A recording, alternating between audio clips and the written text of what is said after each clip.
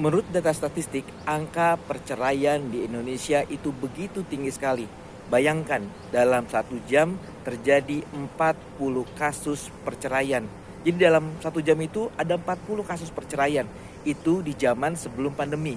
Bisa kita bayangkan apabila statistik itu atau data itu diambil setelah pandemi berlangsung. Tentu makin tinggi sekali angka perceraian di Indonesia. Maka yang jadi pertanyaannya, mengapa sih angka perceraian di Indonesia itu begitu tinggi sekali?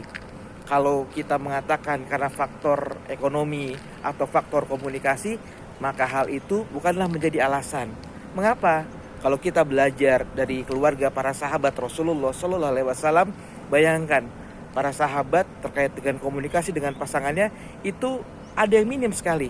Ketika para sahabat safar untuk berdagang, meninggalkan istri berbulan-bulan tanpa ada komunikasi seperti pada saat ini, atau ketika para sahabat meninggalkan pasangannya untuk jihad fisabilillah, mereka lost komunikasi dengan pasangannya. Bayangkan pada zaman saat ini yang teknologi begitu canggih sekali.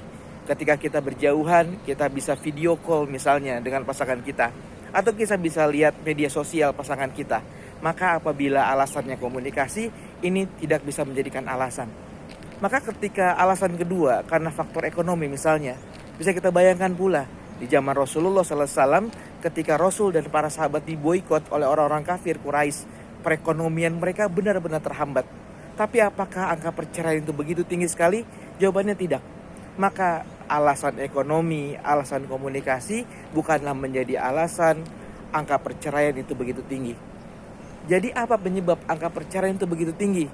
Para ulama menjelaskan angka perceraian tinggi karena adanya maksiat dalam sebuah institusi bernama rumah tangga. Ada maksiat di dalam rumah tangga.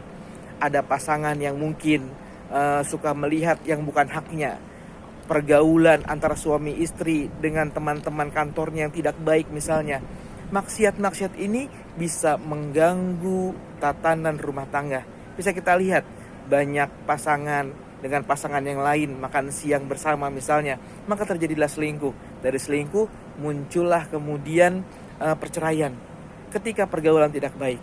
Atau pula maksiat karena harta yang haram diambil atau harta haram yang dibawa ke dalam keluarga. Maka penyebab utama terjadinya perceraian adalah karena terjadinya maksiat di dalam rumah tangga kita. Maka agar rumah tangga kita aman dari perceraian, jangan ada maksiat di tengah-tengah keluarga kita. Wassalamualaikum warahmatullahi wabarakatuh.